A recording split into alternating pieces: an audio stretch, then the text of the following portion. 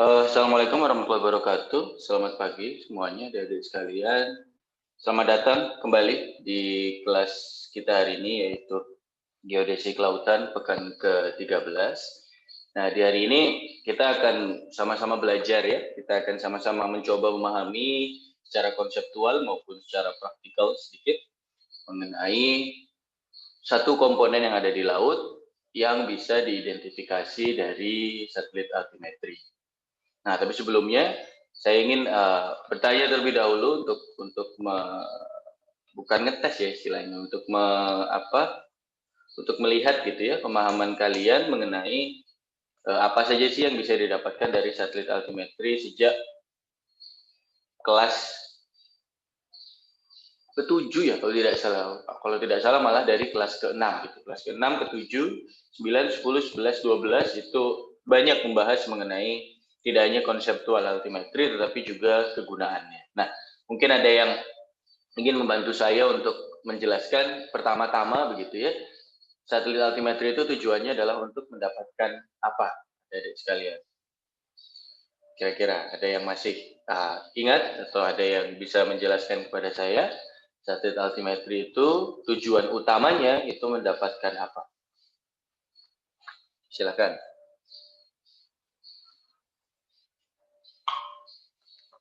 Sebelum nanti kita masuk ke materi. Halo. Ya, Pak. Ya, silakan satu-satu sebentar. Siapa nih yang mau itu dulu? Hans ya, gimana Hans? Untuk mendapatkan ketinggian permukaan laut. Mantap. Satu dulu Hans, untuk mendapatkan ketinggian permukaan laut. Terima kasih Hans. Nah, setelah mendapatkan ketinggian muka laut, apalagi nih yang bisa didapatkan dari altimetri apabila ketinggian muka lautnya ini diolah atau ketinggian muka lautnya ini istilahnya dibuat analisisnya, adik sekalian. Yang pertama dapat SSH berarti ya. Oke, betul sekali. Setelah itu dapat apa lagi? Dapat batimetri, Pak. Siapa ini? Nina dapat batimetri. Nah, tapi terima kasih Nina jawabannya. Tapi ketika Anda menyampaikan batimetri itu pada dasarnya masih melompati sesuatu dulu. Nah, di antara dapat SSH lalu dapat batimetri itu dapat apa? Dapat apa Puja? MSS, Pak. Apa tuh MSS Puja? Gravity-nya gitu-gitu, Pak. Gravity. Terima kasih Puja jawabannya. MSS-nya betul ya, tetapi definisi MSS itu bukan gravity. Monggo, mungkin ada yang ingin membantu Puja dan membantu saya juga. Altimetri setelah dapat SSH itu dapat MSS, betul. Tapi definisi MSS itu apa? MSS itu mean sea surface atau undulasi geoid, Pak. Mean sea surface atau undulasi geoid. Terima kasih Mita. Tadi ada Nina, Mita, Puja, dan Hans yang sudah menjawab. Jawaban yang cukup tepat ya, tetapi ada yang mungkin masih dilewati oleh Mita juga. Terima kasih. Ada lagi nih, apa sih MSS itu? Betul ya, dari SSH itu kan nanti mendapatkan MSS. Saya agak lebarkan karena ada sesuatu yang akan saya jelaskan. MSS, betul banget. Tadi Puja menyampaikan MSS itu berhubungan dengan gravity atau gaya berat. Betul sekali. Mita juga menyampaikan berhubungan dengan undulasi geoid. Nah, tapi sebetulnya MSS itu apanya SSH sebenarnya dari sekalian? MSS adalah apanya SSH? MSS itu ada dari sekalian. Rata ya atau average dari si SSH itu. Jadi apabila MSS itu Anda buat selama sekian tahun gitu ya, dalam hal ini altimetri mampu membuat rata selama 28 tahun as of now dari tahun 27 dari tahun 93 sampai tahun 2020. Apabila data SSH itu dirata-ratakan atau maksudnya dimasukkan di satu matriks lalu dibuat average-nya, maka nanti kalian akan mendapatkan data yang dinamakan MSS. Dan betul sekali tadi kata Puja ataupun kata Mita bahwa MSS ini mewakili apa? MSS ini mewakili, saya ganti warna lagi dulu. MSS ini mewakili gravity atau gaya berat, betul. Dan juga MSS itu mewakili undulasi geoid, karena pada dasarnya adalah ketika kita bicara gravity atau gaya berat dan undulasi geoid, itu sebetulnya dua hal yang hampir sama, hanya saja berbeda apanya, berbeda satuannya saja. Yang satu satuannya miligal, gravity, anomali, yang satu adalah satuannya meter. Oke, sip. Terima kasih untuk semuanya. Nah, barulah tadi yang dijawab oleh Nina come into play begitu ya. Dari MSS itu nanti akan turun menjadi sebuah hal yang dinamakan batimetri. Tetapi seperti yang saya jelaskan kemarin, tidak langsung gitu ya, MSS itu langsung dapat batimetri begitu, tapi batimetri yang didapatkan itu pada dasarnya adalah variasi atau naik turunnya topografi apabila dibandingkan dengan sebuah permukaan yang kita anggap permukaan rata-rata. Jadi bukan, oh ini kalau tingginya 5 meter, di bawah berarti 1000 meter. Tidak begitu ya. Tapi kita melihat adalah dari variabilitasnya. Atau kita lihat dari, kemarin sudah dipelajari bahwa ada yang namanya short wavelength dari si gravity signal atau short wavelength dari gravity, yang apabila kita breakdown atau kita derivate, kita turunkan lagi, itu bisa mewakili naik turunnya dasar laut apabila dari sebuah permukaan yang kita anggap rata-rata kedalaman lautnya tersebut. Nah, berarti ini ada di sekalian, alhamdulillah. Sebetulnya tugas, kalau Anda lihat 4.1 atau 5.1, saya agak lupa ya, bagian pertama dari tugas kita, ya yang kemarin saya berikan di pekan lalu adalah yang ini gitu. Jadi dari altimetri itu turun ke SSH, dari SSH apabila Anda rata-ratakan akan mendapatkan MSS begitu ya. Nah, MSS itu adalah rata-rata dari SSH yang mewakili medan gaya berat di bumi ini. Karena apa? Ya karena medan gaya berat itu kan kita selalu punya pemahaman secara fisik itu berhimpit dengan muka laut yang tenang atau muka laut yang tidak memiliki forces atau gaya yang bekerja pada muka laut tersebut atau rata-ratanya. Karena kalau kita rata-ratakan itu adalah salah satu metode statistika paling sederhana dalam penentuan atau dalam menghilangkan faktor-faktor yang bekerja di nilai atau yang bekerja di tinggi muka laut tersebut. Sehingga nanti hasilnya adalah rata dari tinggi muka laut yang mana gayanya itu sudah banyak yang dihilangkan atau sudah banyak yang di cancel out karena dia akan dirata-ratakan.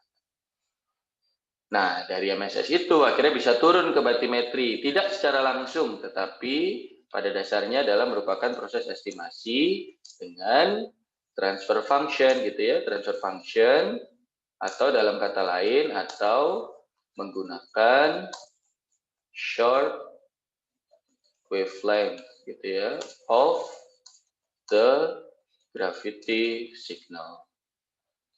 Nah, ini yang menjadi tugas kalian sebetulnya saya agak lupa 5.1 atau 6.1 ya, yang penting ini adalah tugas yang kemarin sudah saya berikan dan ini adalah tugas pribadi. Nah, jadi pada dasarnya altimetri itu bisa dapat itu ada di sekalian, dapat SSH, MSS dan batimetri. Caranya gimana? Sudah dijelaskan baik di itu pekan ke-7, pekan ke-9, pekan ke-6 ke-7 lalu ada dapat di pekan ke-9 karena kita dapat pekan ke-10 ya dapat gravity, pekan ke-11 dapat MSS, pekan ke-12 kita kemarin dapat batimetri. So, pada dasarnya in conclusion begitu ya, altimetri itu akan bisa mendapatkan 3 komponen tersebut.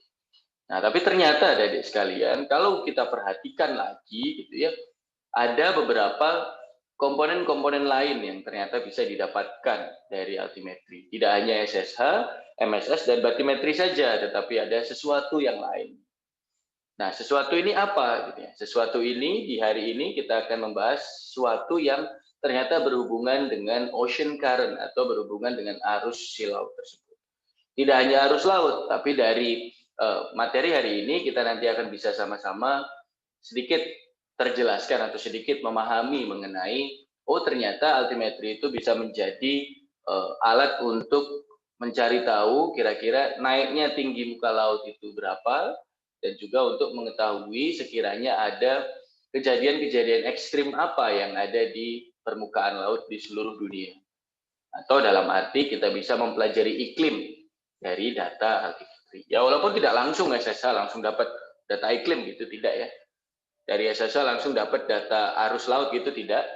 Tetapi dari data altimetri yang akan kita pelajari bersama bagaimana konsep pengolahannya dan logic behind the proses begitu ya, kita akan dapat yang namanya ketinggian air laut kan saya salah.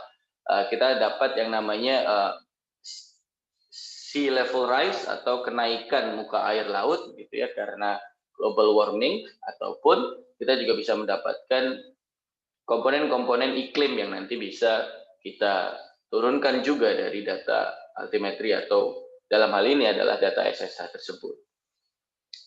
Nah, gitu adik-adik sekalian.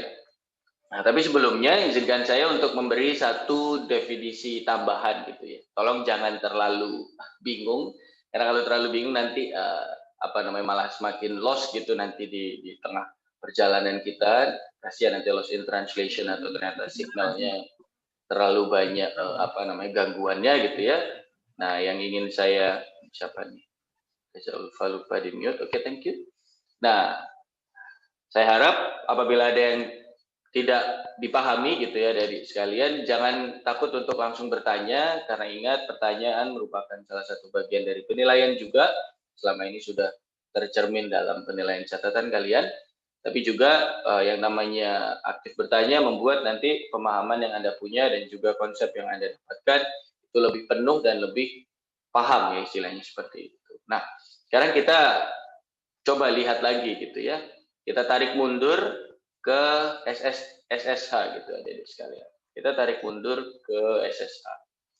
Kita sama-sama tahu gitu ya, SSH itu adalah tinggi muka laut apabila diukur dari altimetri. In other words, kita dapat SSH itu adalah dengan menggunakan sebenarnya konsep perbedaan jarak saja begitu ya. Kalau ini saya akan selalu sering saya ulang gitu karena memang konsep dasarnya berangkat dari situ. Nah, ketika kita tahu bahwa ini ada elipsoid ya, di bawah ini adalah elipsoid ya adik-adik sekalian, bukan batimetri, ini beda, ini elipsoid, lalu ini adalah tinggi muka laut di kala itu, sedangkan ini adalah satelit altimetrinya sendiri begitu ya. Nah, apabila kita ukur gitu menggunakan energi elektromagnetik, maka kita akan mendapatkan jarak antara satelit ke permukaan laut. Apa sih namanya jarak dari satelit ke permukaan laut? Adik-adik sekalian, ada yang masih ingat mungkin? Jarak dari satelit ke permukaan laut yang didapatkan dari memancarkan gelombang elektromagnetik namanya adalah Namanya range, Pak. Range, betul sekali. Range. Namanya adalah range. Atau air altitude. Ya, terima kasih Anita ya. Terima kasih jawabannya Anita. Betul sekali, namanya adalah tidak bisa dicatat. Bentar. Nah. Hilang. Bentar ya, harusnya bisa mencatat kalau tidak mau. Nah, Anita, thank you. Nah, seperti yang tadi Anita sampaikan, ternyata namanya adalah range. Nah, di waktu yang sama, kita bisa mendapatkan sebuah nilai yang lain. Yang mana nilai itu mewakili tinggi dari si altimetri apabila dibandingkan dengan elipsoid. Alias menggunakan receiver GPS atau menggunakan sistem positioning yang lain, at any given moment kita akan bisa mengetahui di manakah satelit ini berada dalam sistem koordinat WGS 84 gitu ya, dalam sistem referensi WGS 84 yang dia salah satu komponen referensinya atau referensi tingginya itu berdasarkan dari elipsoid alias H elipsoid kan dapat begitu. Nah, dalam dunia altimetri namanya ini apa? Namanya jarak antara altitude, Pak. Satelit dengan ya. Terima kasih siapa tuh Dida ya. Nah, ini namanya adalah altitude. Terima kasih Dida atas jawabannya. Nah, kalau ini namanya adalah altitude. Nah, akhirnya adik-adik sekalian, kita akan bisa mengetahui sebuah nilai yang sering kita sebut dengan nama SSH gitu ya. Saya buat lagi SSH. pada dasarnya adalah sama dengan altitude dikurangi dengan range. Nah, yang mana berarti SSI? Jelas ya, altitude yang warna pink, range yang warna merah, maka sisanya adalah bisa kita buat warna, apa ini enaknya ya, warna kuning nggak kelihatan, putih apalagi, warna hijau deh. Nah, warna hijau. Kita bisa buat warna hijau di sini. Nah, ini artinya atau dalam kata lain ini yang sering kita sebut dengan kata-kata SSH ya adik sekalian. Nah, tapi ingat ya adik sekalian, ketika Anda kemarin mengolah SSH atau ketika kemarin Anda mendapatkan pelajaran mengenai SSH, pada dasarnya ternyata SSH itu masih mengalami gaya-gaya yang bekerja di permukaan air laut tersebut. Baik itu gaya pasang surut, lalu nanti juga ada gaya geofisik yang juga terjadi di gelombang elektromagnetiknya, lalu ada gaya yang terjadi di atmosfer, dan gaya-gaya yang lainnya. Nah, ketika kita mencari SSH, itu kan nanti ada dikurangi oleh error, begitu ya. Errornya seperti ya tadi, error apa itu namanya, ada error dari alatnya sendiri, atau ada error dari satelitnya, ada error dari gelombangnya ketika melewati atmosfer, maupun ada error ketika gelombangnya dipantulkan di permukaan laut. Nah, ternyata ketika SSH itu dikurangkan oleh error-error tersebut, masih ada gaya yang bekerja di SSH yang masih belum terhilangkan gitu.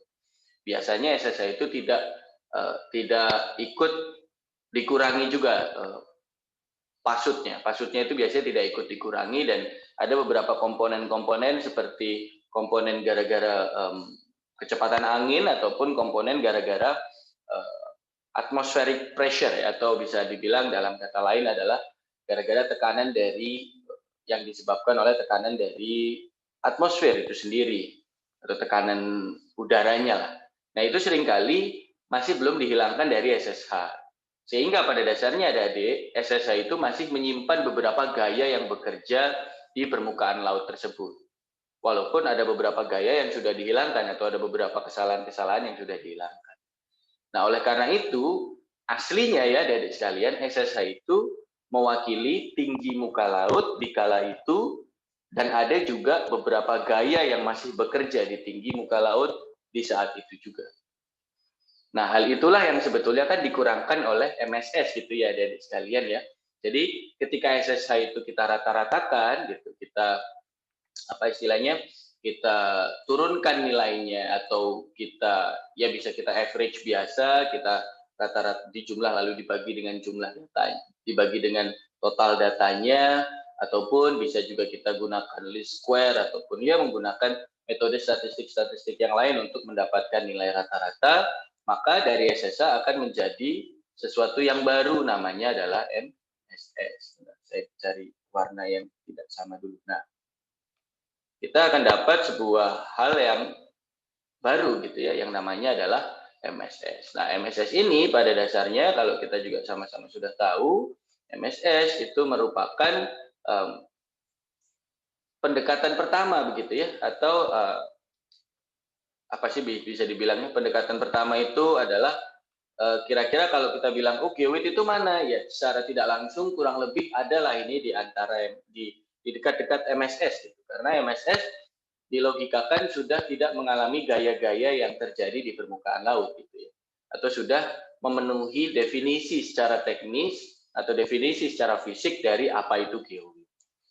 Nah, tapi kalau kita lihat berarti sebetulnya adik-adik sekalian, SSH dikurangi MSS itu kan sesuatu ya.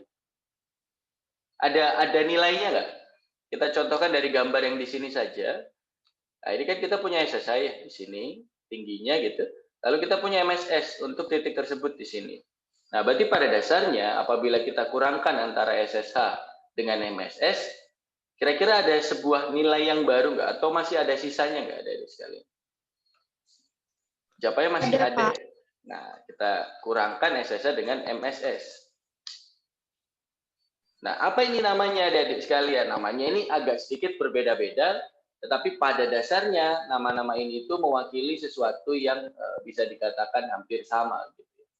Nah, apabila kita kurangkan SSH dengan MSS adik-adik sekalian, istilahnya itu biasanya adalah ada dua hal. Yang pertama istilahnya itu kalau tidak SLA atau ini bukan bagi ya, atau saya tulis atau aja lah, atau SSHA.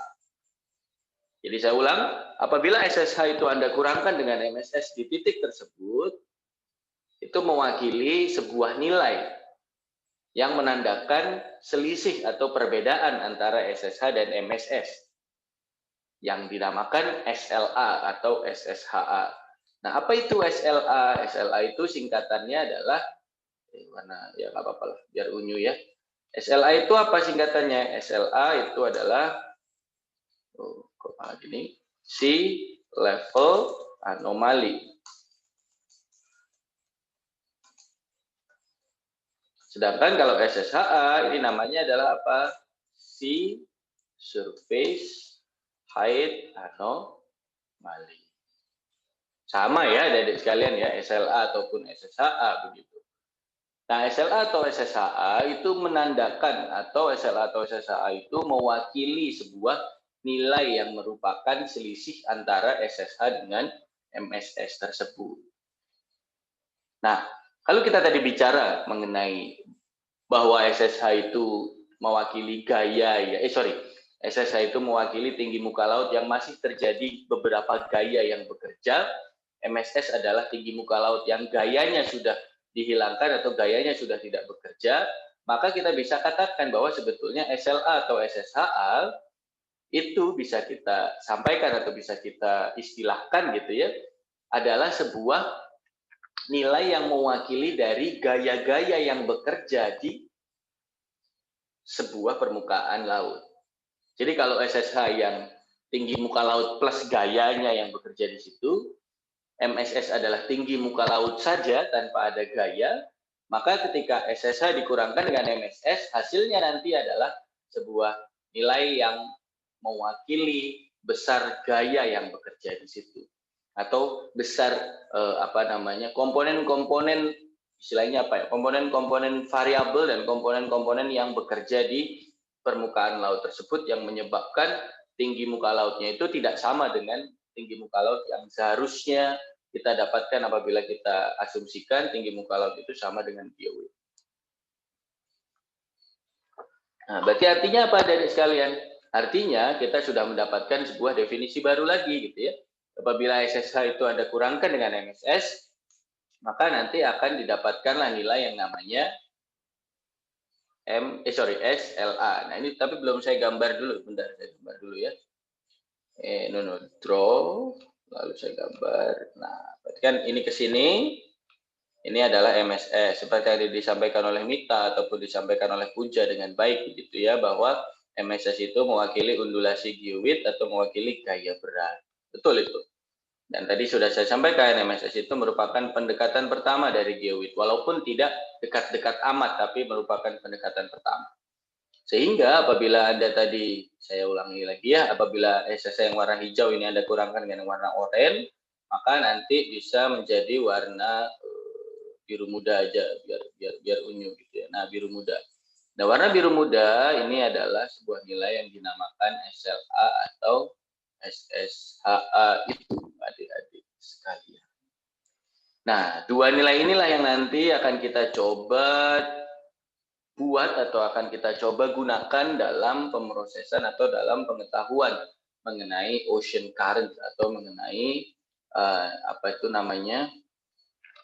arus laut, dan juga mengenai beberapa konsep-konsep yang bisa kita dapatkan dari si altimetri itu dalam rangka mengetahui climate change. Climate change itu berarti dalam rangka mengetahui naiknya permukaan laut akibat global warming ataupun komponen-komponen yang lain, ataupun juga akibat dari adanya perubahan iklim yang terjadi begitu.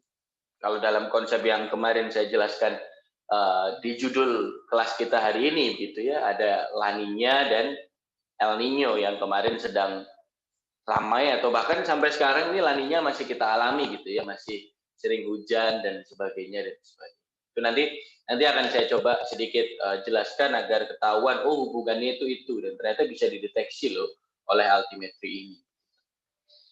Nah, Kira-kira sampai pendefinisian SLA dan SSHA di sini dari SSH dan dari MSS itu kira-kira bisa dipahami adik-adik sekalian, atau mungkin kalau ada yang mau ditanyakan, mangga dipersilahkan untuk bertanya gitu, mengenai mengenai ini tadi. Monggo kalau misal ternyata ada yang ingin bertanya. Silakan, Puja. Gimana Puja? Jadi SLA itu gaya yang bekerja yang pada SSH itu Pak. SSH itu kan katanya yang masih ada gaya yang bekerja gitu Pak. Ya, Nah, betul. berarti betul. SLA itu yang SSH dikurang MSS itu gaya yang masih ada pada SSH itu Pak. Berarti SLA ini adalah sebuah nilai Iya, yang itu, Pak. mewakili dari gaya-gaya yang bekerja di permukaan laut tersebut, yang menyebabkan tinggi muka lautnya nggak jadi MSS lagi, tapi jadi SSH tadi. Betul sekali, Puja. Apa namanya pertanyaannya gitu ya. Baik, terima kasih. Terima kasih. Terima kasih sekali, Puja. Pertanyaan yang baik. Silakan. Mungkin ada yang masih ingin mengkonfirmasi atau masih ingin bertanya mengenai SLA atau SSHA tersebut. Silakan. Adakah? Whiteboard-nya sudah hilang ya? Iya. Sepertinya tidak ada. Oke. Kalau ternyata tidak ada, mari kita sedikit lanjutkan lagi begitu ya dari sekalian. Nah, ini jangan bingung ya. Jangan bingung tadi saya bilang SLA ataupun SSHA, ini kok tiba-tiba keluar ada kata-kata lain begitu ya, yaitu DOT gitu. DOT adalah band zaman dahulu, mungkin kalian belum tahu. Semoga tahu lah ya, biar saya tidak terasa terlalu tua. Ada band zaman dulu namanya DOT. Saya lupa judul lagunya apa. Nah, ternyata adik sekalian, apabila Anda bukan mindset ya, apabila Anda gunakan definisi-definisi lain yang tadi sudah saya jelaskan, ternyata Anda juga akan mendapatkan sebuah nilai yang pada dasarnya itu hampir sama gitu ya, nilainya dengan SLA atau SSHA tersebut. Tapi secara fisik atau secara pendefinisian itu bisa jadi agak berbeda gitu. Karena ada beberapa komponen dan ada beberapa pemahaman yang akhirnya membuat definisi dari apa yang akan saya jelaskan sekarang dengan yang tadi SLA atau SSHA itu akan sedikit berbeda. Nah, kita coba lihat gambarnya dulu adik-adik sekalian ya. Kalian jangan terlalu perhatikan tulisan-tulisannya ataupun judulnya. Kita coba lihat gambarnya. Gambar di sini adik-adik sekalian, ini adalah sebuah gambar yang menurut saya sangat mewakili begitu ya dari apa yang menjadi karakteristik secara fisik dari permukaan air laut. Yang pertama, kita coba perhatikan batimetrinya terlebih dahulu adik-adik sekalian. Mari kita coba lihat batimetrinya ya. Batimetrinya secara umum adalah ini ada naik, lalu ini agak turun, lalu di sini agak naik lagi, lalu ada palung di sini ya. Yang mana ini lalu naik. Seperti yang kemarin pernah saya jelaskan di pekan ke-12 bahwa permukaan air laut itu secara tidak langsung itu akan mewakili variabilitas atau naik turunnya dasar laut apabila kita lihat dari sebuah kedalaman rata-rata. Nah, kalau Anda lihat sea level yang ada di sini itu secara umum juga mewakili. Anda coba bisa lihat di sini ya, adik-adik sekalian ya. Ada di sini mulai naik, walaupun naiknya tidak besar-besar amat gitu ya. Lalu di sini ketika batimetri yang mulai turun, dia ikut turun. Nah, dia mulai plateau atau dia mulai hampir mendatar gitu, lalu ketika ada palung dia ikut turun lagi. Nah, inilah yang pekan kemarin saya jelaskan mengenai hubungan antara sea level dengan si batimetri itu. Jadi batimetri itu bisa diidentifikasi atau bisa diestimasi dari tinggi muka laut yang kita dapatkan. Apabila tinggi muka laut yang kita dapatkan itu sudah hilang semua gaya-gayanya, hanya tersisa gravity signal saja, baik itu long wavelength, medium wavelength, ataupun short wavelength, ya, seperti saya sampaikan. Nah, tapi di hari ini kita akan kita tidak akan kembali fokus ke sana gitu ya. Kita fokus ke sesuatu yang sebenarnya hampir sama dengan SLA atau SSHA yang tadi sudah saya jelaskan.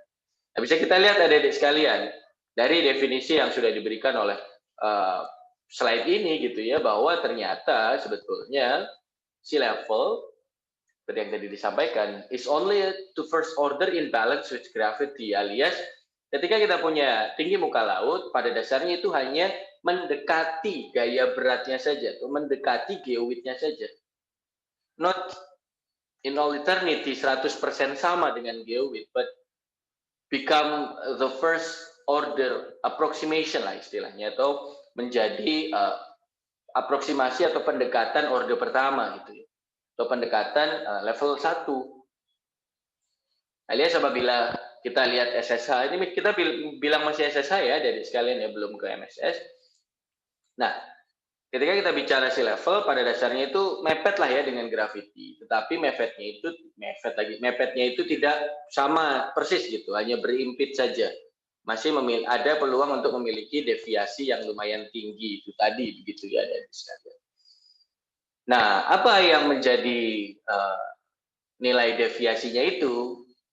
Kalau di slide sebelumnya kita anggap deviasinya itu namanya adalah SLA gitu ada di sekalian ya.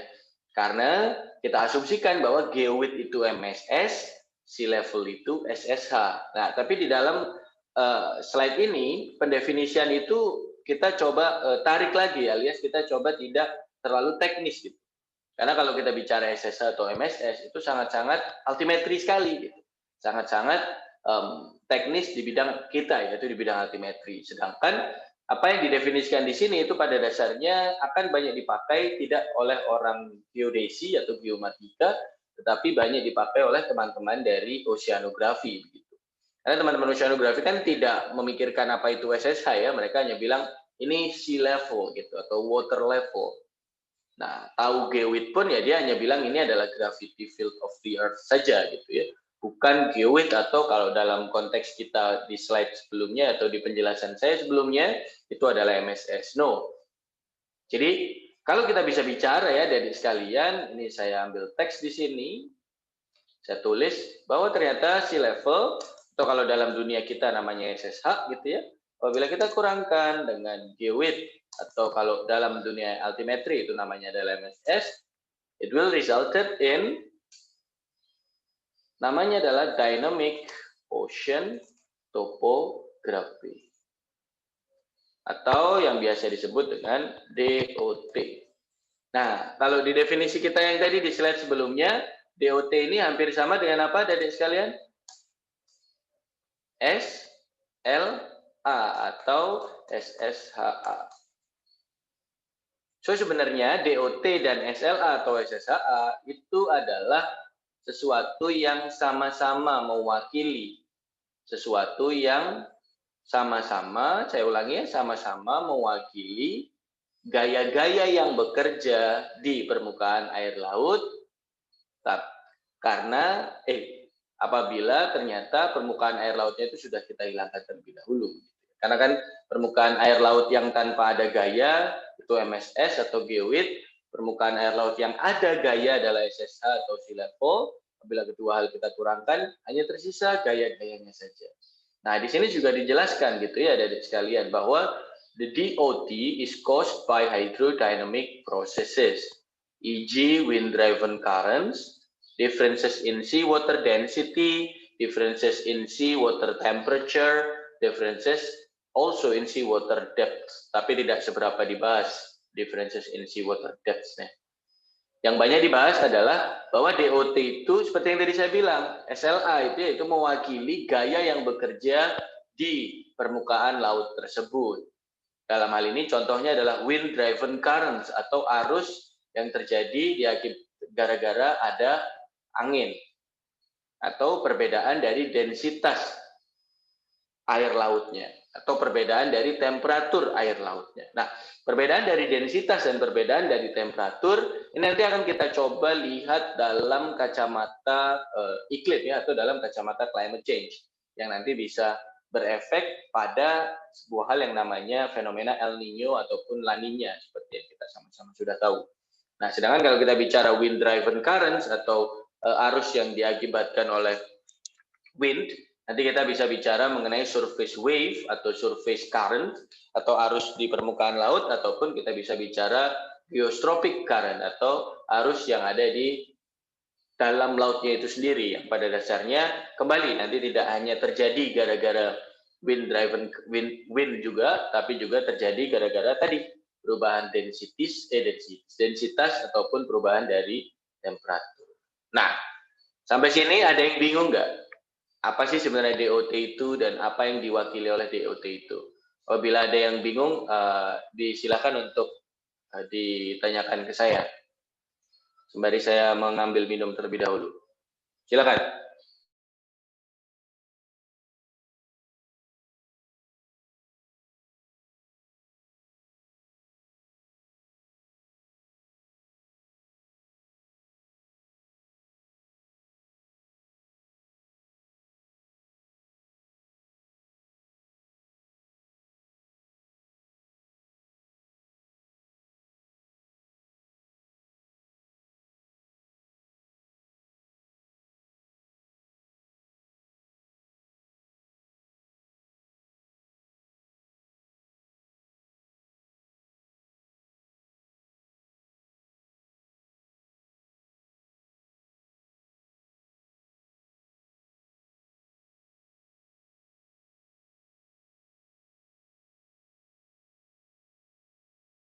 Gimana adik sekalian? Kok diam semua ya? Tidak adakah yang mungkin bertanya, oh ternyata DOT itu ini atau bagaimana? Izin bertanya, Pak. Ya, silakan, Fateh.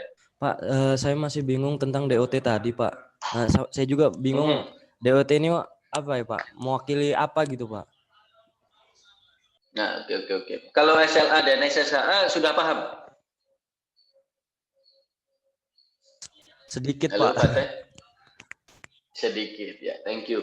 Tadi ya saya jelaskan bahwa SLA atau SSA itu merupakan selisih antara SSH dengan MSS, yang mana ketika kita selisihkan antara SSH dengan MSS itu mewakili gaya-gaya yang bekerja di permukaan laut yang ada di situ gitu ya. Nah, DOT itu pada dasarnya juga hampir sama, atau DOT itu bisa dibilang sama dengan SLA atau SSA. Cuman yang saya sampaikan di sini ini adalah pendefinisiannya adalah sedikit berbeda, atau jargon-jargon atau kata-kata yang definisi-definisi yang dipakai itu agak sedikit berbeda. Jadi pada dasarnya kalau kita kembali ke pertanyaan Fateh, DOT itu mewakili apa ya Pak? Nah, DOT itu Fateh mewakili perbedaan antara sea level dengan geowind. So, ketika kita punya sea level gitu ya, and also kita punya geowind model atau gravity field of the earth, apabila kita bedakan atau kita selisihkan, kita akan mendapatkan nilai kurang lebih 1-2 meter begitu ya. Makanya di slide ini kan, in reality the sea level deviates by about ±1 until 2 meters from a geopotential surface. Atau bisa dibilang bahwa apabila kita punya sea level, lalu kita kurangkan dengan gaya berat atau gravity, maka dia akan memiliki selisih sebesar antara 1-2 meter. Nah, nilai ini namanya adalah DOT atau Dynamic Ocean Topography itu sendiri. Oh, berarti selisihnya itu nggak berbeda jauh gitu ya, Pak ya? Karena kalau dilihat dari gambar, kayak yaitu gambarnya kurang gede ya. Sorry, gambarnya itu kurang gambarnya kurang mewakili sebenarnya. Tapi pada dasarnya Fateh ya, mungkin yang lain juga kalau ternyata masih belum mendapatkan pemahaman yang pas, DOT ini pada dasarnya sama gitu dengan SLA atau SSA seperti yang saya jelaskan di bagian yang ini gitu ya. Tetapi pendefinisiannya hanya sedikit berbeda saja. Kata-kata yang digunakan atau jargon atau istilah yang digunakan hanya sedikit berbeda. Ini penting karena nantinya orang-orang geodesi atau geodesis atau geomatician atau geomatikawan seperti kita itu nanti akan banyak berbicara apabila kita memang main di altimetri dan laut gitu ya. Istilahnya bukan DOT, tapi istilahnya itu kita selalu berbicara mengenai SLA atau SSHA. Tetapi teman-teman dari oceanografi akan sangat tidak menggunakan gitu SLA atau SSHA itu, tapi mereka lebih sering akan menggunakan yang namanya DOT ini gitu ada di sekalian. Jadi sebenarnya kita hanya ingin mencoba mengkawinkan dua disiplin ilmu yang saling bertautan dan yang saling berkait begitu, yaitu oceanografi dan geodesi, agar nantinya ketika Anda mungkin bekerja di bidang ini Anda langsung tahu, oh alah iya, maksudnya DOT yang disampaikan oleh teman-teman dari oceanografi itu sebenarnya adalah SLA atau SSAA yang sering saya pakai ketika berkuliah dengan Pak Zul di geodesi kelautan. Jadi itu pada dasarnya kalau ditanya, terus DOT itu mewakili apa Pak? Mewakili hal yang sama sebenarnya dengan SLA atau SSAA, yaitu gaya-gaya yang masih bekerja pada permukaan air laut di titik tersebut ketika tinggi muka lautnya sudah dihilangkan. Alias tinggi muka laut yang terjadi gara-gara gaya yang bekerja di titik tersebut. Bisa karena ada arus permukaan yang diakibatkan oleh angin, bisa karena adanya perbedaan densitas air laut, atau bisa jadi karena perbedaan temperatur.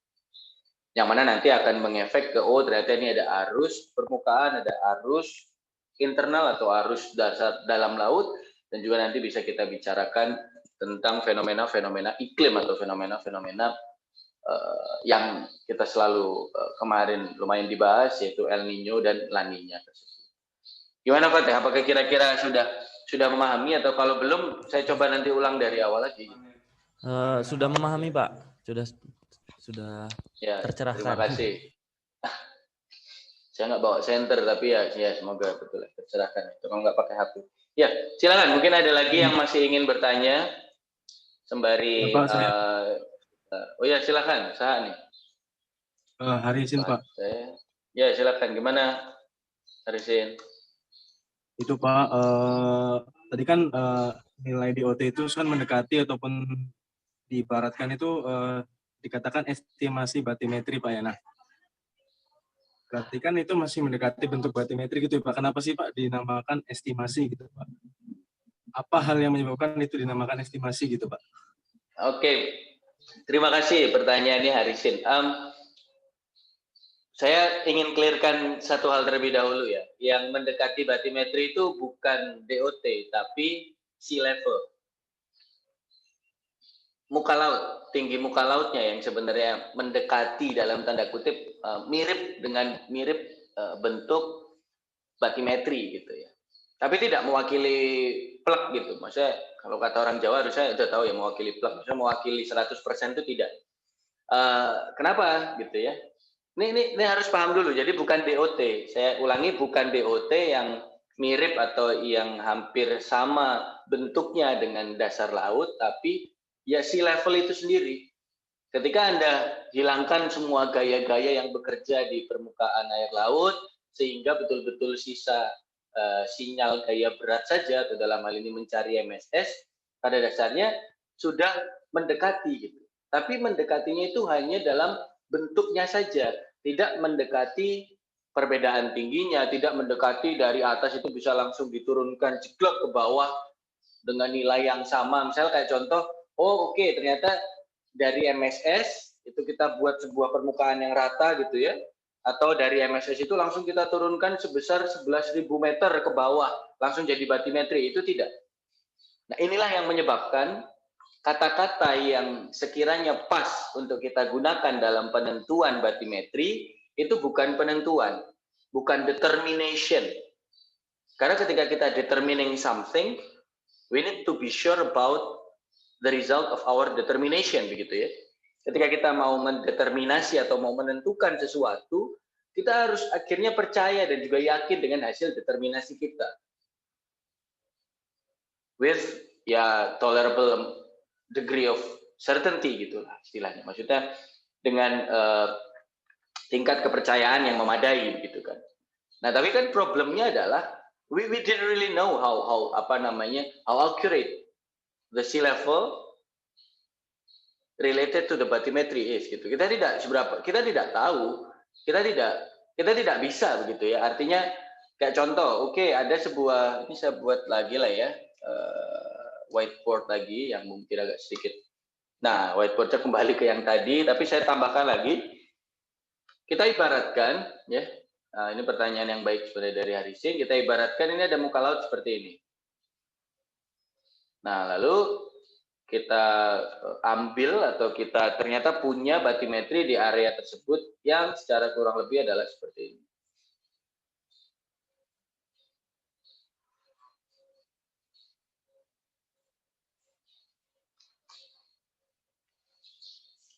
Anda bisa sekiranya lihat perbedaannya apa di antara kedua komponen ini. Yang pertama adalah tinggi muka laut dan yang di bawah adalah batimetri.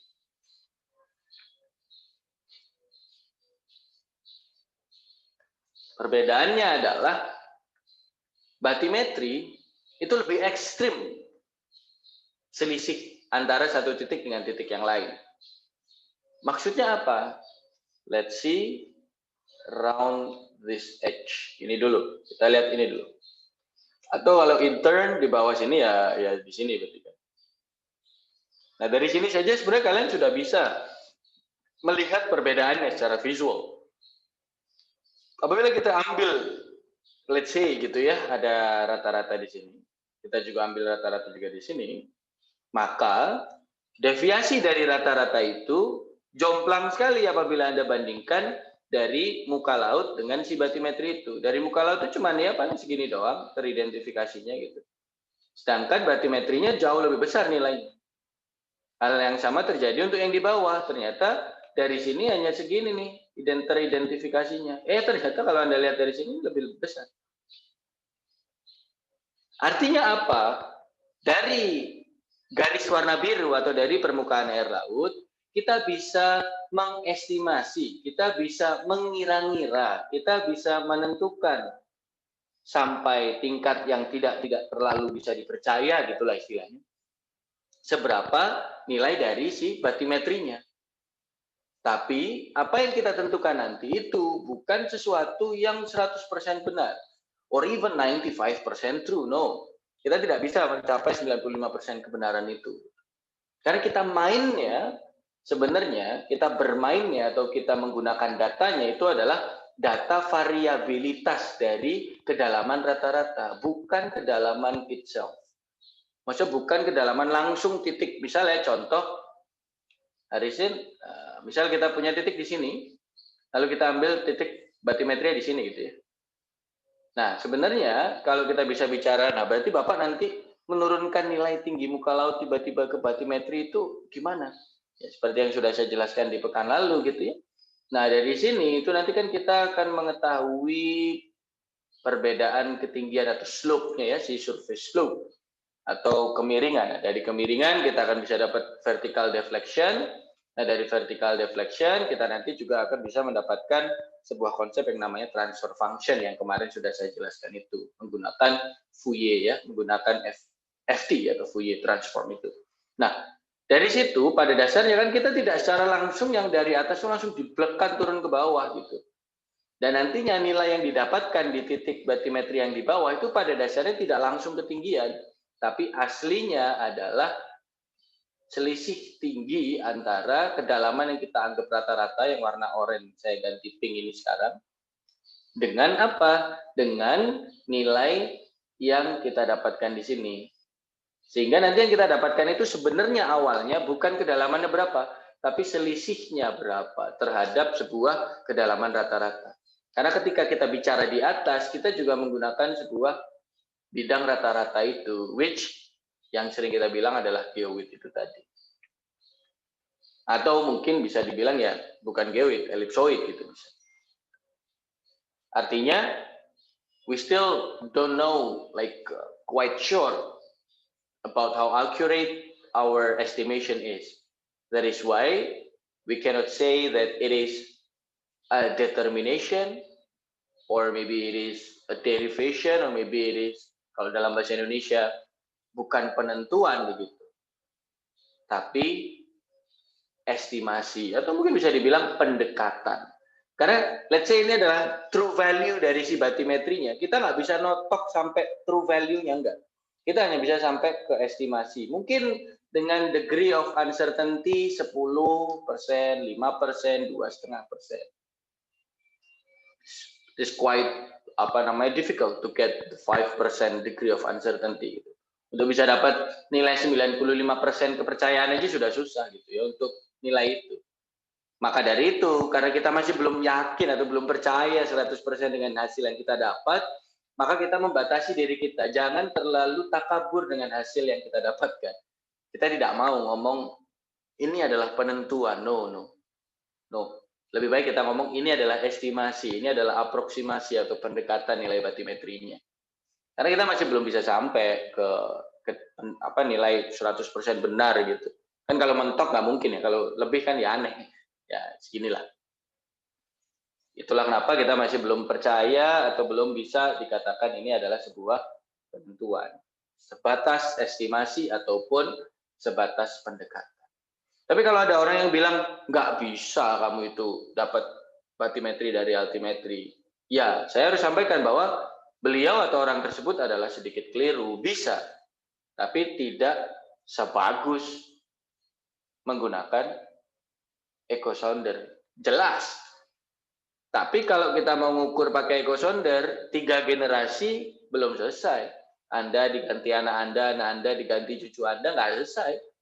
Masih banyak tempat di bumi kita yang belum terpetakan dengan baik kan di laut.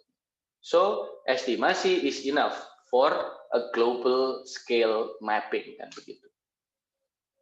Gimana, Harisin, apakah sekiranya? Iya Pak, berarti gini Pak ya, emang ini masih dikatakan estimasi dan juga untuk mendapatkan nilai kepercayaan 90% itu memang sangat susah. Nah, dari estimasi ini, berarti kan ini kan masih dalam tahap itu ya Pak, kayak prototype untuk menentukan batimetri dari satelit altimetri gitu Pak. Iya nggak sih Pak? Atau mungkin suatu saat tuh pengukuran altimetri ini, batimetri yang dihasilkan tuh bisa lebih bagus, bahkan hampir mendekati dengan echo sounder gitu, mungkin nggak sih Pak?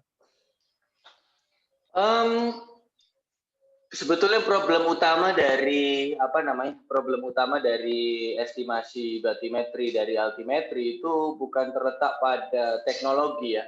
Sebenarnya terletak pada keterbatasan kita untuk bisa menemukan rumus yang mewakili sekali, rumus yang bisa 100% mewakili hubungan antara gaya berat dengan batimetri itu sendiri. Karena ingat sebetulnya sebelum kita bisa menurunkan atau bisa mengestimasi batimetri dari altimetri, kita itu perlu menghilangkan beberapa komponen-komponen lain yang dalam tanda kutip malah mengganggu.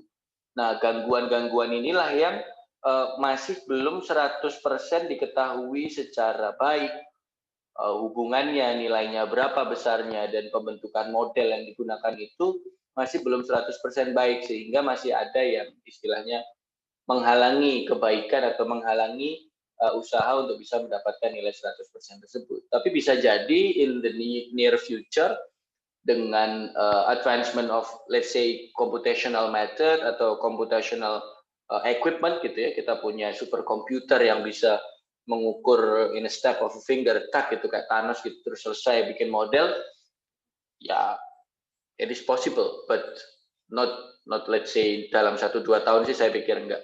But in the near future 10-15 tahun, I think akan bisa dapat. Gitu mungkin Harisin. Ini pertanyaan yang baik, sangat filosofis. Oke Pak, terima kasih Pak. Berarti memang tergantung itu Pak ya, kemampuan kita ya. Gitu, Pak. Terima kasih Pak. Sama-sama.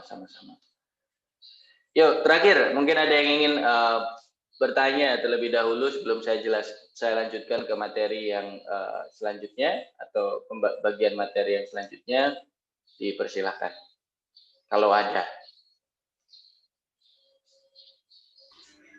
Pak, mau nanya dikit Pak. Ya silakan Puja, monggo. Gimana Puja?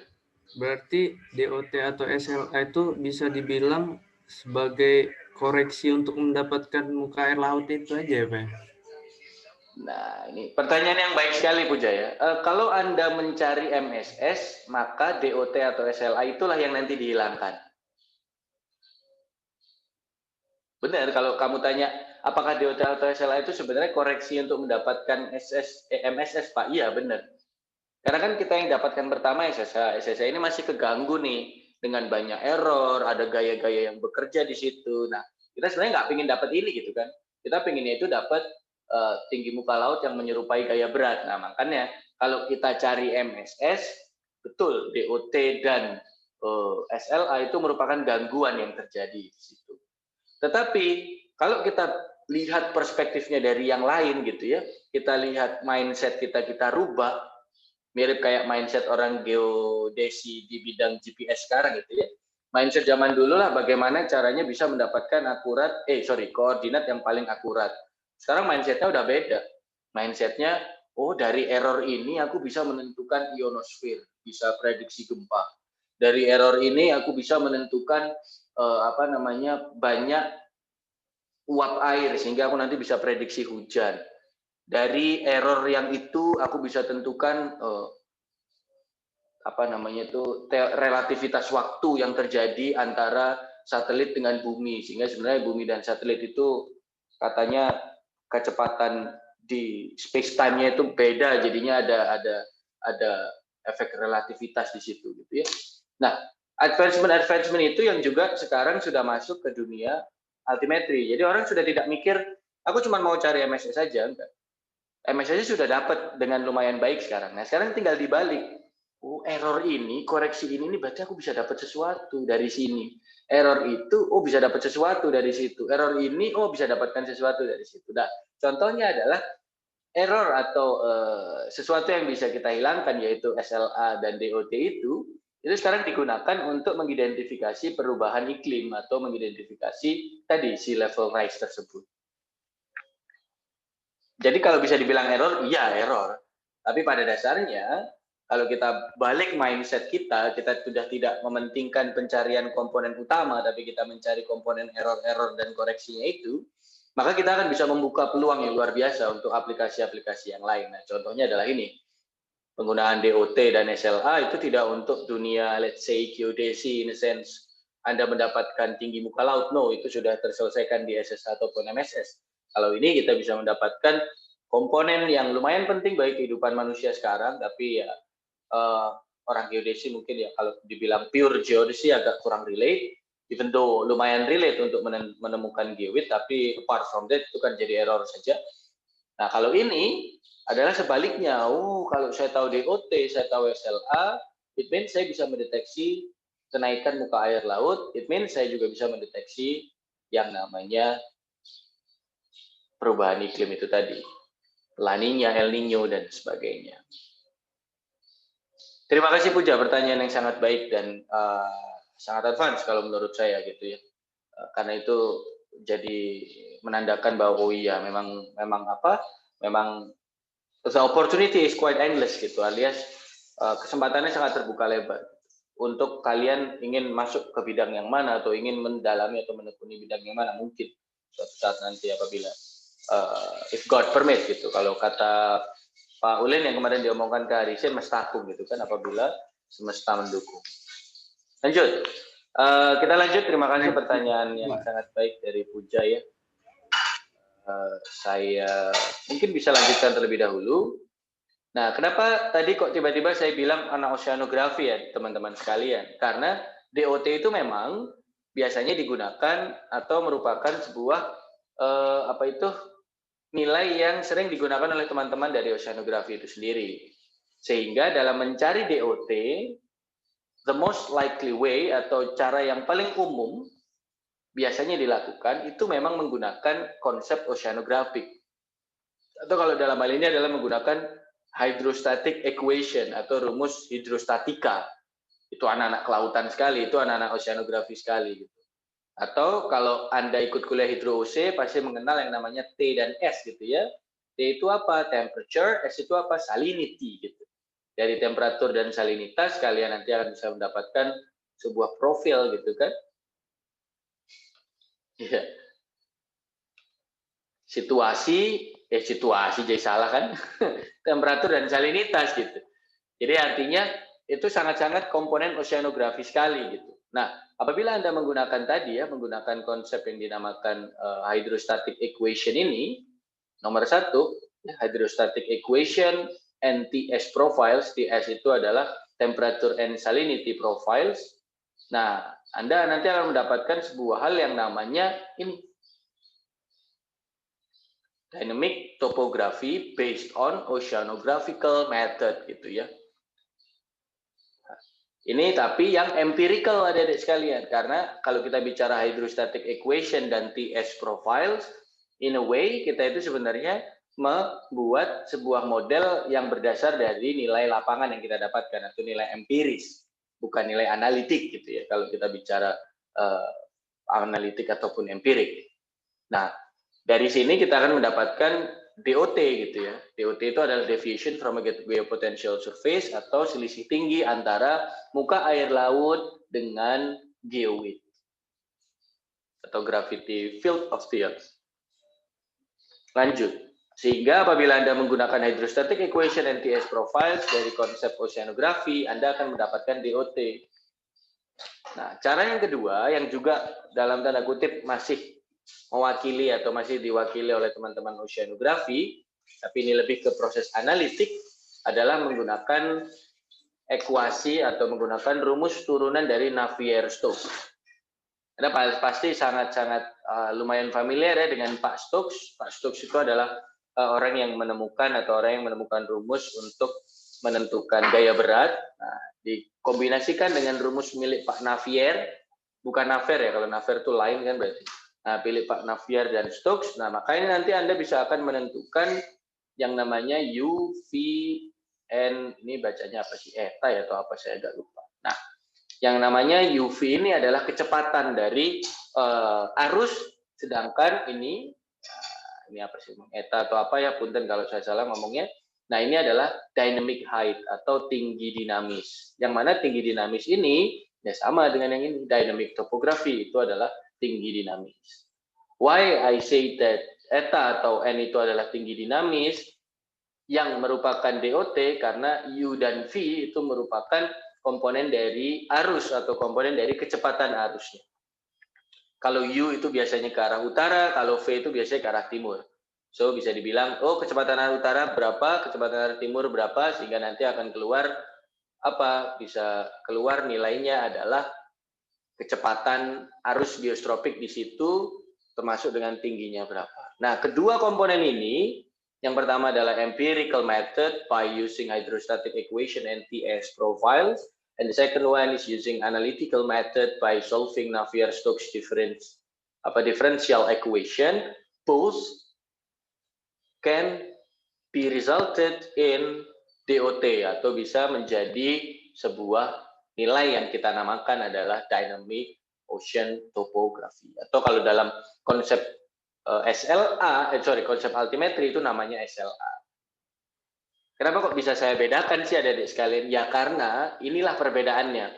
Kalau SLA itu didapat dari geodetic way alias menggunakan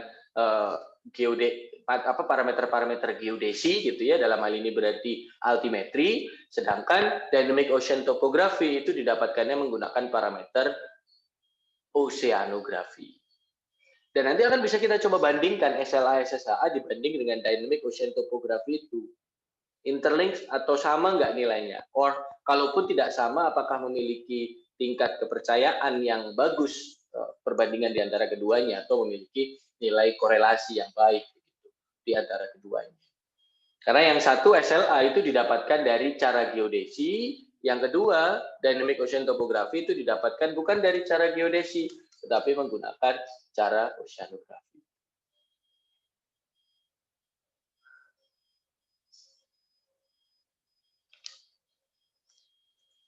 Sebentar ya.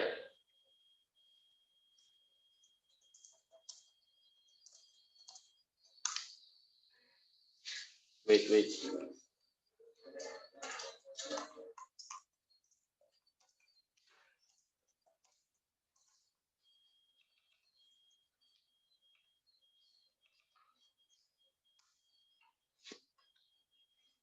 Nah, gimana dari sini? Apakah sekiranya ada yang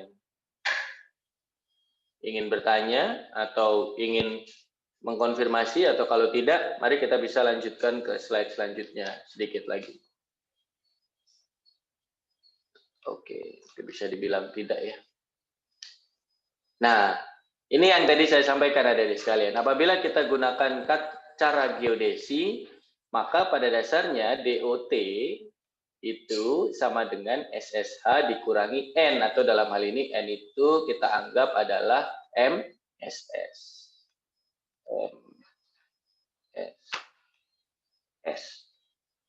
So at the end, apabila kita punya SSA min MSS, ingat tadi definisi dari, kalau saya new share yang whiteboard, ternyata SSA min MSS itu adalah SLA.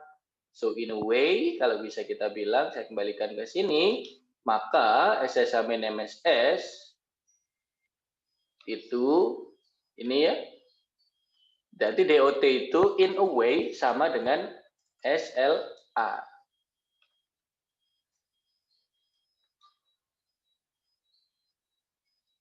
Gitu, adik-adik sekalian. Ini ada yang mau masuk tadi, partisipannya nih, enggak ada kok.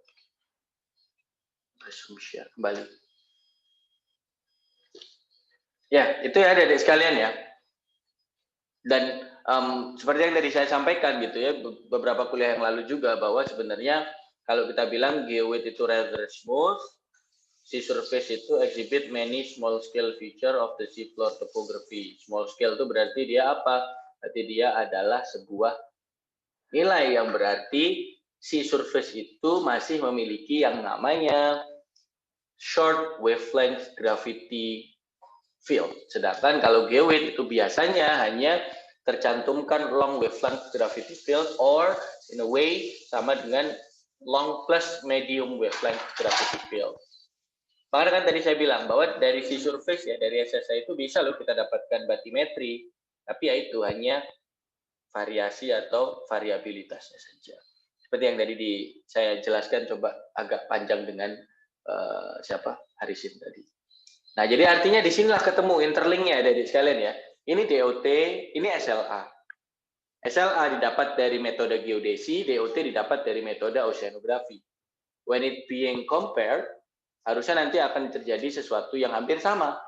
Nah, perbedaannya itulah yang nanti akan membuat, orang oceanografi membuat model yang lebih baik dengan data dari geodesi, dan orang geodesi akan juga sebaliknya, mencoba untuk membuat model atau mencoba untuk membuat rumus merata-rata agar MSS ataupun nanti hasil dari SSA-nya itu akan lebih baik dan juga akan semakin mewakili keadaannya. Nah, ini kalau Anda lihat ya dari sekalian ya.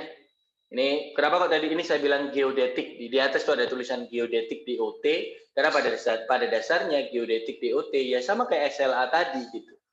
Saya ulang ya, geodetik DOT itu sebenarnya sama dengan SLA. Karena in a way kita mau bilang bahwa yang namanya geodetik DOT itu adalah DOT yang didapatkan secara geodesi.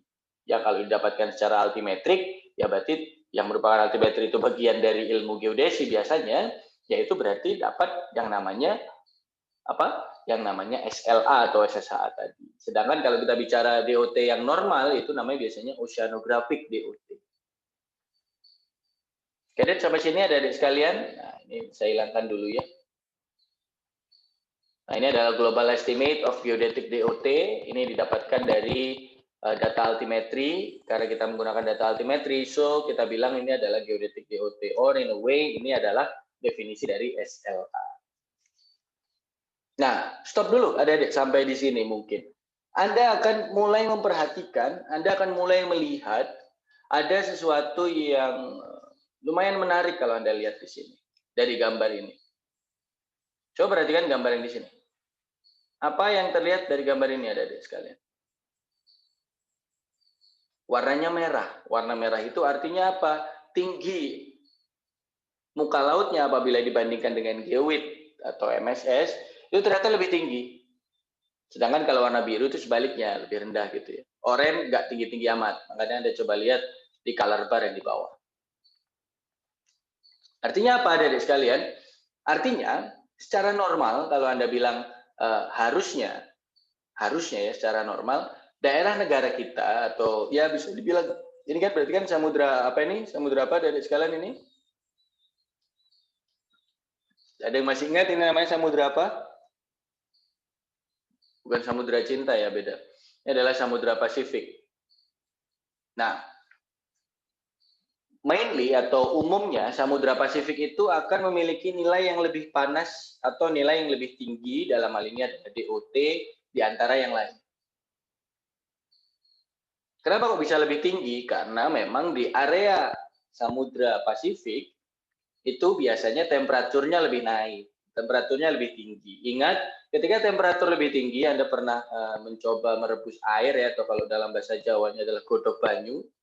Nah, kalau Anda mencoba untuk merebus air, apa yang terjadi? Kan biasanya kan naik ya, airnya bisa jadi naik gitu, karena dia memuai, ada steric value dari si air itu yang naik begitu.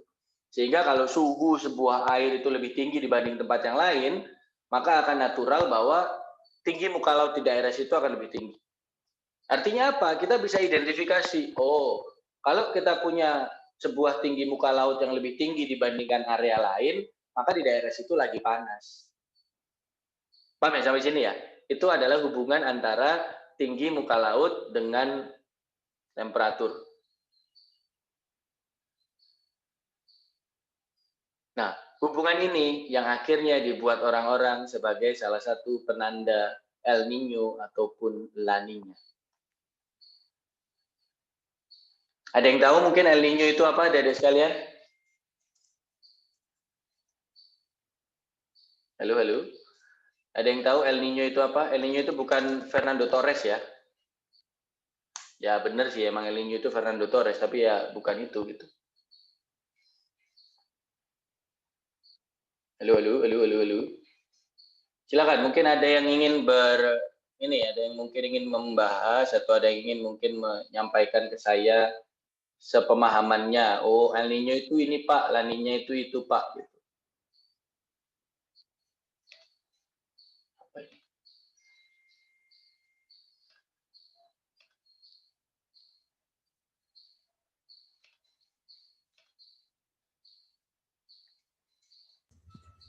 Izin menjawab, Pak. Ya, silakan Pak Teh. Kalau sepengetahuan saya, kalau El Niño itu kenaikan suhu air laut, Pak. Kalau La Nina penurunan suhu air laut. Ya. Alias kalau kita bisa bicara seperti tadi yang definisi. Terima kasih Pak Teh ya pertanyaan jawaban yang baik.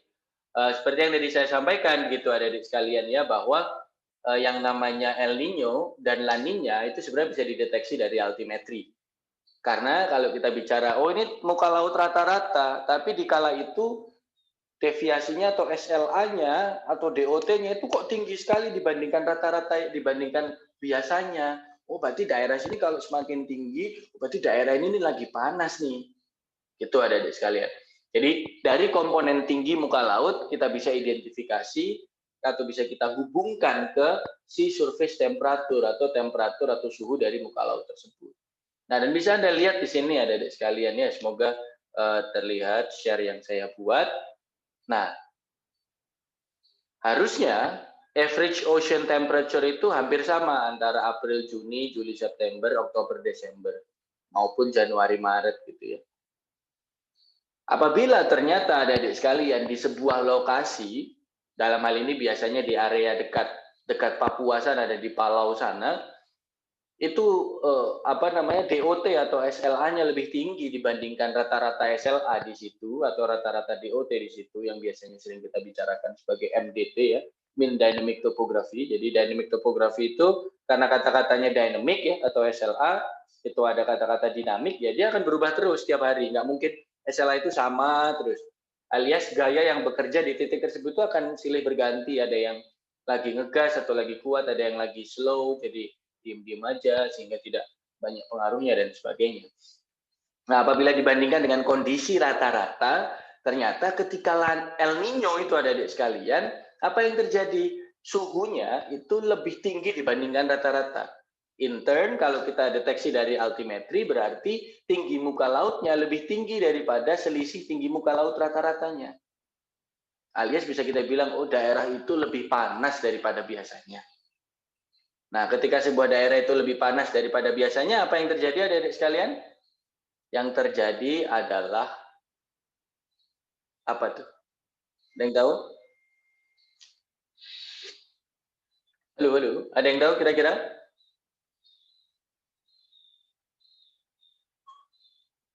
Halo.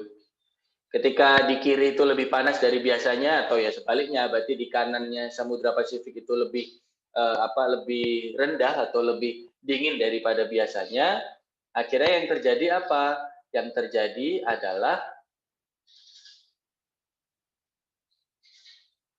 yang tahu? Permukaan laut yang itu lebih tinggi gitu nggak sih, Pak? Ya, jadi lebih tinggi. Biasanya kan gitu ya. Nah, tiba-tiba kok di suatu saat itu bisa terjadi lebih tinggi lagi atau lebih tingginya itu geser agak ke tengah. Akhirnya apa yang terjadi? Biasanya ya, kalau misal kita mulai normal gitu, di daerah kita itu nanti gara-gara nilainya tinggi, itu maka kita nanti kalau El Nino itu apa yang terjadi kalau El Nino itu kita lagi hujan deras banget atau jadi kemarau sih kalau ada El Nino?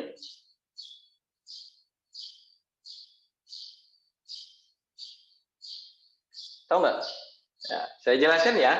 Jadi gini, biasanya ketika terjadi El Nino, kita itu lagi musim panas. Kalau terjadi La Niña, kalau waktu biasanya El Nino itu terjadi ketika bukan musim panas ya, Indonesia nggak punya musim panas, musim kemarau, salah. Kita negara dua iklim, bukan empat musim. Ketika normal terjadi, kita itu mengalami yang namanya musim panas.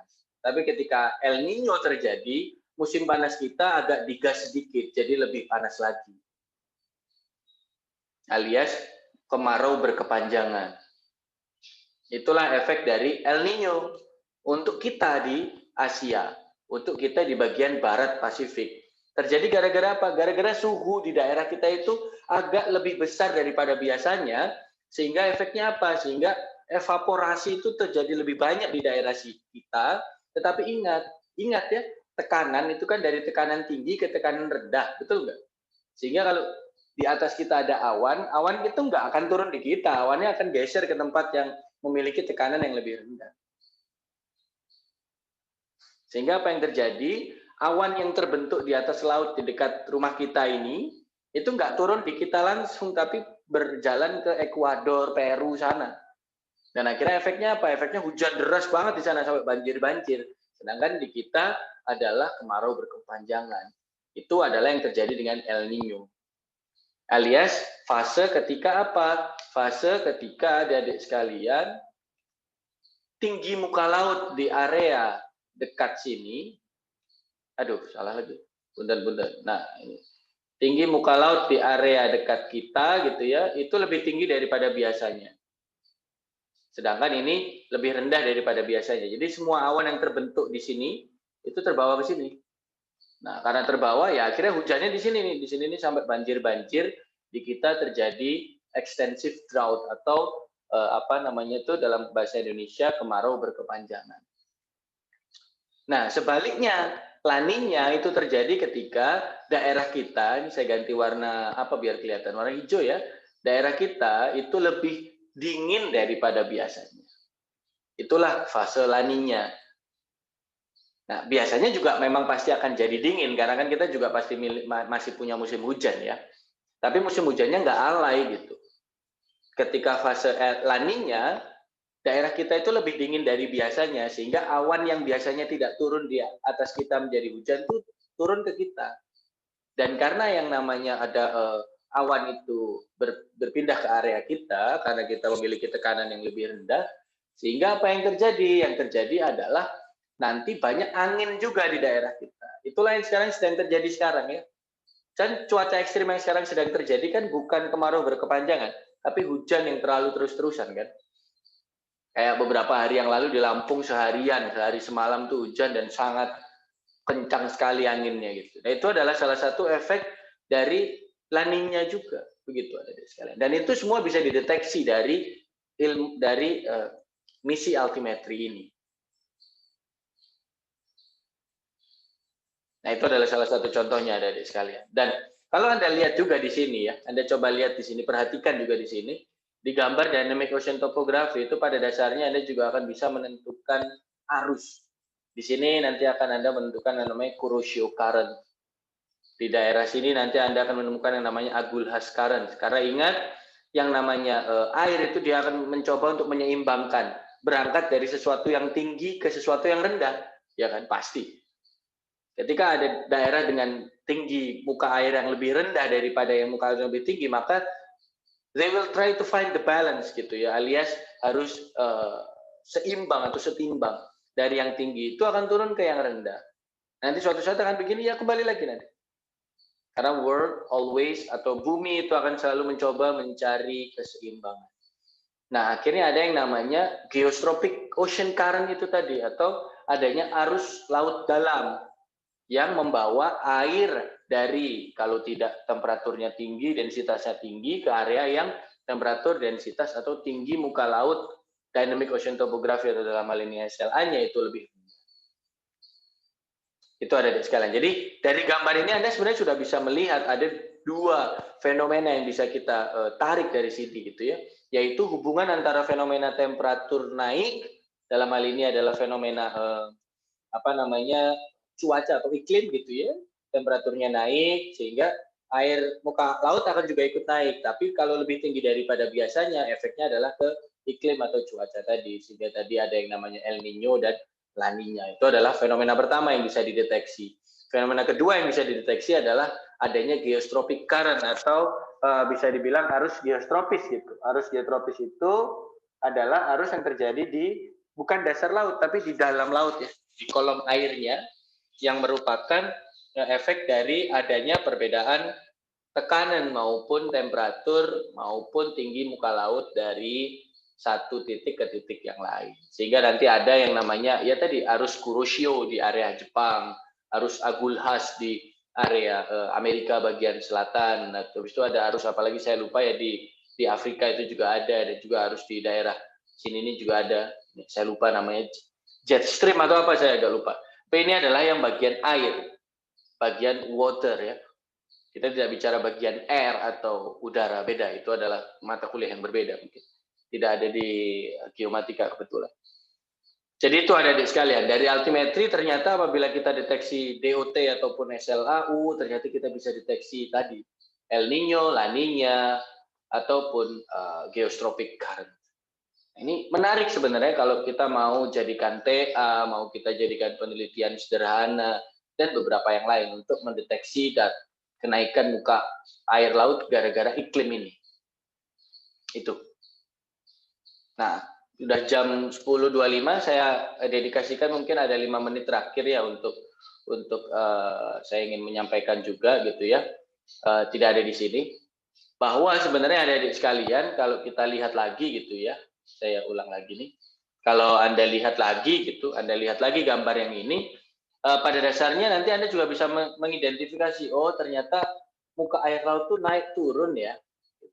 Nah, ketika muka air laut naik turun ini kita rata-ratakan, atau ketika air laut naik turun ini kita average atau kita buat sebuah model dari situ, maka kita akan bisa buat yang namanya muka air laut rata-rata gitu.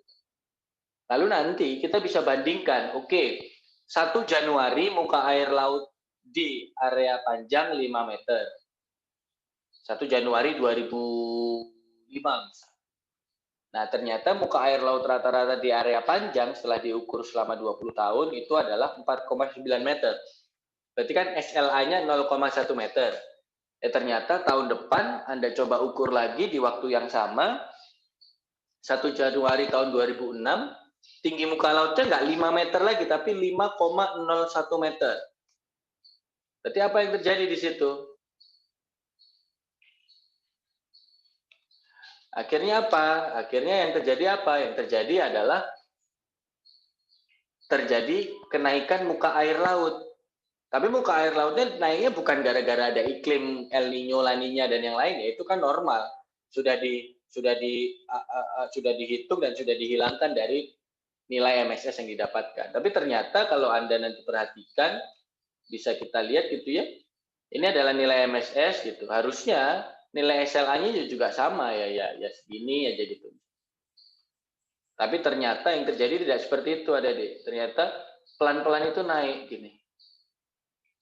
Apa maksudnya? Naik ini maksudnya adalah berarti di beberapa waktu yang misal ini 1 Januari 2005, 1 Januari 2006, 1 Januari 2007, 1 Januari 2008, di waktu yang hampir sama, yang sama lah istilahnya, di tahun yang berbeda, beda jarak setahun, tinggi muka laut di area yang kita ukur itu ternyata menjadi lebih tinggi dibandingkan tinggi muka laut di tanggal yang sama di tahun lalu.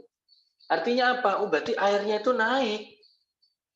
Padahal kita sudah hilangkan efek-efek yang lain loh, sehingga harusnya logikanya air itu nggak naik ya, tetap aja segitu hitungannya. Tetapi ternyata tidak, air itu naik. Artinya apa, adik sekalian? Apa yang sekarang terjadi atau mungkin bisa dibilang diperdebatkan oleh banyak orang, global warming is a hoax, climate change is a fear mongering gitu ya, atau apa istilahnya cuma nakut-nakuti doang gitu, mirip kayak COVID gitu kan.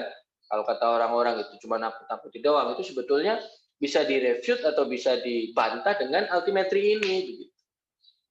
Dan saya ingat dulu kalau itu yang mengambil TA ini kan salah satunya adalah Haikal yang pertama kali sebetulnya mengambil.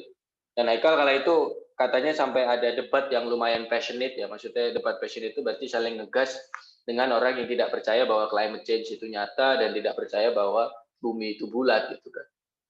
Nah, Haikal ini melawan komentar bumi itu datar dan tinggi kenaikan muka air laut itu tidak ada itu ya dengan TA-nya si Haikal gitu. Lalu aku ngukur ada loh.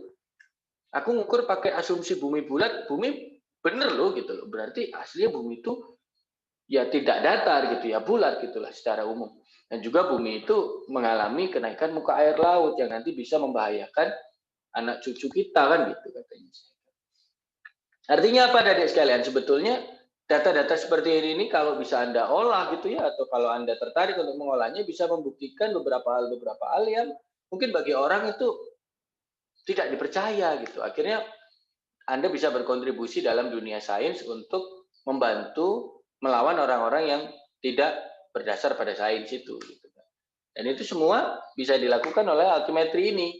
Karena altimetri itu selain tadi bisa mengidentifikasi perubahan iklim yang lumayan ekstrim seperti La Nina, El Nino, ataupun geostrophic current itu tadi, kita juga bisa mendeteksi tadi kenaikan muka air laut. Bahkan kalau misalnya Anda punya data yang lebih panjang lagi, muka air laut ini tidak hanya bisa dideteksi kenaikannya berapa, tapi juga bisa diprediksi kenaikannya sampai berapa.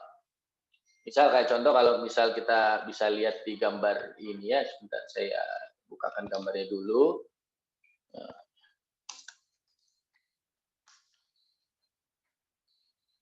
Gambar, mari kita coba lihat ya. IPCC, mana yang IPCC ini? Nah, kita pakai ini aja. Semoga Anda bisa terlihat di sini.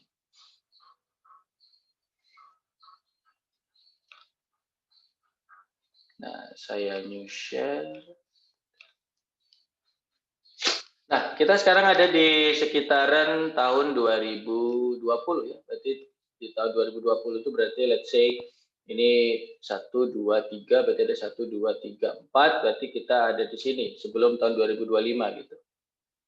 Nah, Anda kalau lihat datanya ini, data kan bagus ya, sea level rise-nya kan. Nah, ini sebenarnya adalah data yang salah satunya dibantu juga oleh data altimetri, begitu adik-adik sekalian. Nah, apabila kita tidak melakukan apa-apa gitu ya terhadap sea level rise, maka nanti kita akan seperti ini, tinggi muka lautnya. Dari yang sekarang let's say ada di level 0,3 gitu ya. 0,25 berarti di sini. Nanti bisa reach sampai 0,95 meter. Artinya kita sebenarnya juga bisa ya kalau Anda mau coba dari sea level rise, habis itu di tahun 2100 gitu ya. Anda coba prediksi membuat model Mike atau membuat model di ArcGIS flooding inundation itu, Anda bisa nanti coba prediksi gitu. Di tahun 2100 Lampung ini provinsinya bentuknya gimana kalau ternyata tinggi muka air lautnya itu sampai mencapai 0,9 meter. Dan ini bisa jadi TA gitu. Kalau TA selama ini biasanya kayak contoh milik Haikal, milik Oji itu kan lebih ke tinggi muka laut di area tersebut kenaikannya berapa setiap milimeter per tahun gitu. Yang agak berbeda dengan hasil global. Misal global itu 4 mm per tahun, kalau tidak salah Oji itu dapat 6 mm per tahun, kalau tidak salah Haikal itu dapat 6,7 atau 7 mm per tahun. Nah, bisa jadi TA yang lain gitu. TA apabila kita asumsikan tadi ya, asumsi baik dan asumsi buruk begitu. Asumsi baik berarti bisa jadi nanti Bandar Lampung itu tidak ada Tanjung Karang Barat atau tidak ada Teluk Betung mana gitu. Karena sudah tenggelam. Bisa jadi Panjang itu tidak ada lagi, atau daerah dekat-dekat Panjang itu red light districtnya Bandar Lampung itu bisa jadi tidak ada gara-gara bukan karena azab tapi karena emang lagi naik airnya. Maksud saya adalah ini bisa jadi juga salah satu goal TA atau salah satu topik TA gitu mengenai climate change itu sendiri dan dihubungkan dengan modeling dari sea level rise-nya. Tidak hanya mendeteksi sea level rise di sebuah tempat, tapi juga bisa modeling sea level rise itu nanti ngefeknya ke pulau tempat kita tinggal itu seperti apa. Dan itu sangat baik gitu, karena seingat saya belum ada yang melakukan itu. Artinya apa adik sekalian, dari altimetri itu, yang ini kita sedang bahas, DOT dan SLA, kita bisa mendapatkan 3 hal pada dasarnya. Yang pertama adalah fenomena iklim, ya let's say La Nina, El Nino, and other many things, kayak muson. Masih ingat ya zaman SD kan belajar muson barat, muson timur, itu kan juga ada efeknya terhadap tinggi muka laut. Dan tinggi muka laut itu bisa dideteksi dari altimetri kan. Nah setelah itu kita juga bisa mendeteksi mengenai arus geostropik atau arus yang sangat besar ruang lingkupnya, tidak hanya area kita saja tapi bagian dari seluruh dunia. Lalu yang ketiga kita juga bisa mendeteksi yang namanya sea level rise atau kenaikan muka air laut tersebut. Itu ada sekalian mungkin yang ingin saya bagi di hari ini. Apabila mungkin ada yang ingin bertanya atau apabila ada yang ingin memastikan sesuatu, I'll give you a go. Masih ada 6 menit lagi. Dan juga izinkan saya untuk mengecek mengecek absensi. Silakan, sembari saya mau ngecek absensi, mungkin ada yang ingin bertanya. Pak, izin tanya Pak. Ya, silakan Puja. Pas di gambar yang DOT tadi Pak. Nah itu kan yang merah itu suhunya tinggi, muka air lautnya juga tinggi kan Pak. Ya. Nah itu dipengaruhi sama ini juga nggak Pak? Wilayahnya itu di garis ekuator gitu Pak. Kalau Anda bilang dipengaruhi garis ekuator, bukan garisnya sih Pak. Bukan. Ya, maksudnya dipengaruhi gara-gara ada di dekat ekuator gitu kan? Ah iya Pak. Ya. Paham saya. Kayak ada di antara 30 derajat lintang utara dan 30 derajat lintang selatan gitu kan maksud Anda kan? Iya Pak. Secara umum it is partly true ya. Ada efek itu karena mataharinya kan nyentrong daerah situ terus. Iya. Tapi di sisi lain kita bisa bicara bahwa tidak sepenuhnya benar. Ada benarnya, tapi tidak sepenuhnya benar. Why? Kita coba lihat di daerah ya. Di garis khatulistiwa aja deh. Nah, di daerah Pasifik bagian barat sampai ke area tengah itu nilainya tinggi. Tapi kalau kita lihat daerah sini tidak tuh. Oke lah, ini lebih tinggi daripada yang di selatan dan di kutub utara, jelas pasti. Tapi kalau kita bicara apakah ini naik tinggi itu sebenarnya cuma gara-gara ekuator, separuh benar, separuh salah. Benarnya karena ya secara umum daerah di ekuator band itu emang lebih tinggi nilainya gitu kan, lebih oranye dan lebih merah. Tapi apakah itu benar 100%? No, karena kalau bisa Anda lihat di daerah sini tidak ada tuh yang merah, padahal ini juga ada di ekuator gitu. Artinya apa? Bisa dideteksi iklim juga di sini gitu, itu maksudnya. Tapi pertanyaan yang baik karena nanti biasanya Puja mau nambahkan juga dikit bahwa nanti akan ada pengurangan sedikit gitu. Jadi misal contoh, oh ini nilainya segini, tapi rata-ratanya memang segini kok. Oh ya berarti tidak ada anomali di situ.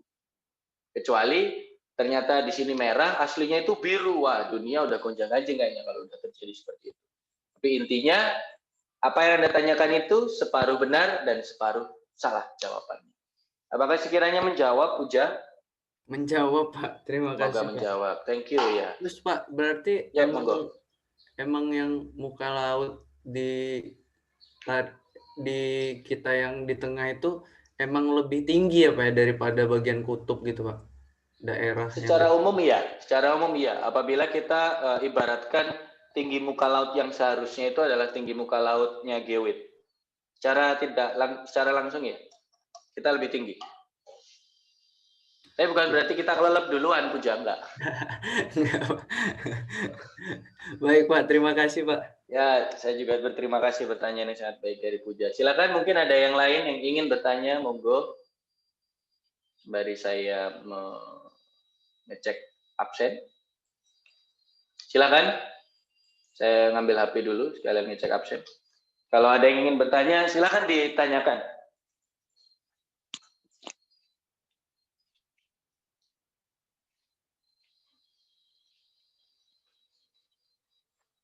Halo?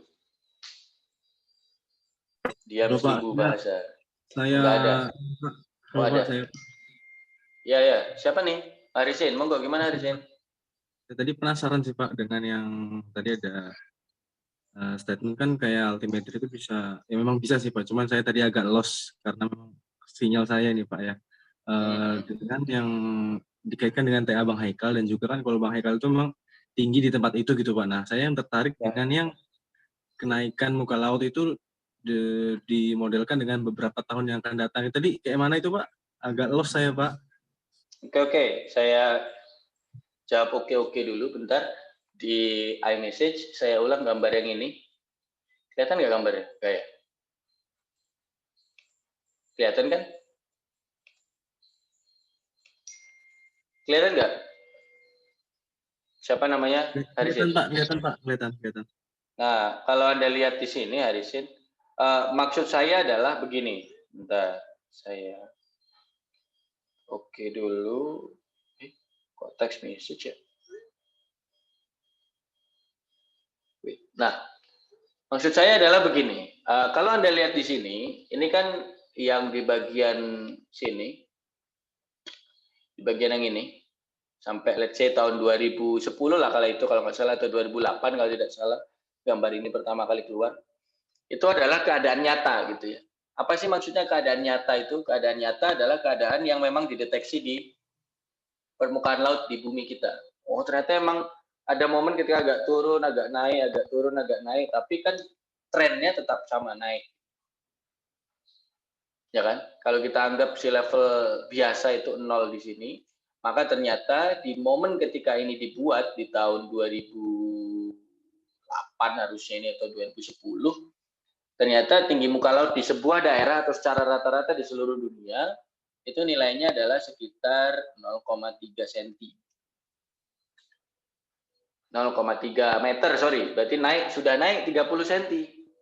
Nah, yang tadi saya maksudkan adalah berbekal kemampuan kita untuk memprediksi ini dari laporan IPCC, dari mungkin nanti penelitian orang dan yang lain-lainnya gitu ya. Karena nanti kan memang ada kalau tidak salah itu memang ada sekitar 4 atau 6 skenario gitu. Ada skenario yang manusia shutdown industri semuanya, ada yang manusia sabudutuing gitu ya, kayak kalau orang sini di lampu merah yang lagi nggak ada polisi kan sabudutuing sama lampu merahnya kan cuman mengingatkan saja, merah loh, tapi tetap bablas gitu ya, alias tidak ngurus apa-apa terhadap pengurangan emisi dan kawan-kawan dan beberapa bukan plan, skenario yang lain, nah menyebabkan nanti bisa dideteksi, nanti kalau misal ternyata kita sabodoteing dan tetap melakukan seperti biasanya, kita terancam di tahun 2100 itu naik 90 cm loh, alias terjadi kenaikan berapa? 60 cm dari yang sekarang ada. Berarti kalau kita asumsikan di tahun 2008 nilai muka air laut itu adalah 0, maka di tahun 2100 nanti muka air lautnya adalah 0,6 kan gitu. Nah, berarti artinya apa? Bisa kita buat, let's say kita punya peta Indonesia, kita punya batimetri Indonesia, kita punya dam Indonesia, kita juga punya tinggi muka laut Indonesia. Nah, kan bisa gitu kita deteksi, kalau naik 1 cm itu mana yang kelelep, kalau naik 20 cm mana yang kelelep, kalau naik 30 cm mana yang kelelep, dan sebagainya. Itu modeling, itu spatial modeling sebetulnya, dan itu sangat-sangat ilmunya itu lebih ke geoinformatika dan kadaster nanti, tapi ya tidak apa-apa, itu bagus sekali. Artinya itu bisa jadi tugas akhir, nanti kita punya pulau Sumatera misal, habis itu kita masukkan nilai 10 cm, naiknya segini, Bengkalis nggak ada jadinya misal, atau pulau Sebesi udah hilang apa gimana gitu, nanti naik 20 cm gimana, naik 30 cm gimana, sampai worst case skenario naik 0,6 meter tuh gimana, apakah panjang nanti jadi kelelep, panjang nanti jadi the next pulau Tegalmas atau gimana kan kita nggak tahu.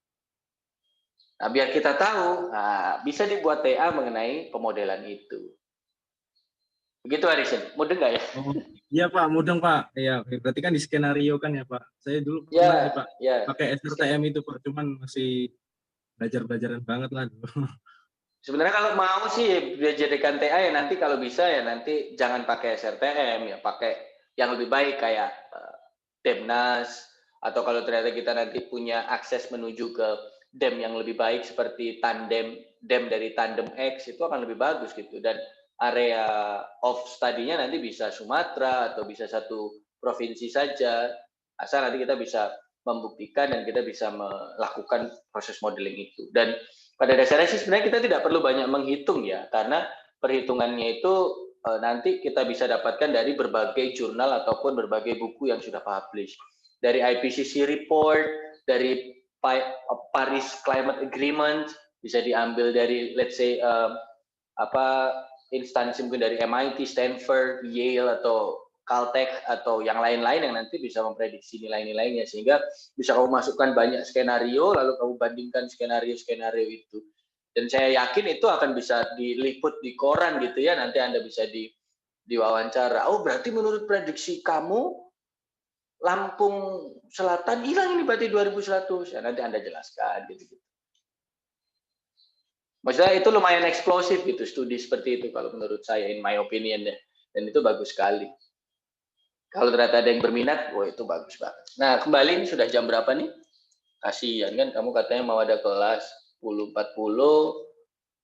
Nah, ini yang hari ini sudah message ke saya ya. Yang pertama ada Silia. Lalu yang kedua ini ada mana ini tadi? Yustika. Sembari ngomong hadir Pak gitu ya. Hadir Pak Yustika. Ya. Hadir Pak. Ya, thank you. Siapa tuh yang bilang hadir Pak kedua tuh? Maharani Aprilia ada di sini? Oh ada. Bilang hadir ya. Pokok saja sih kepencet lagi. Terus ada Rahiska. Nah, nama-nama yang belum saya panggil, Rahiskanya tidak ada di sini nih.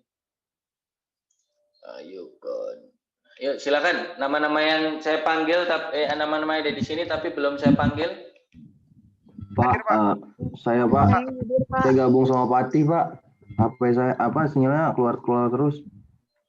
Ade Anda Pak. siapa tuh? Ade Pak. Oh Ade. Oke.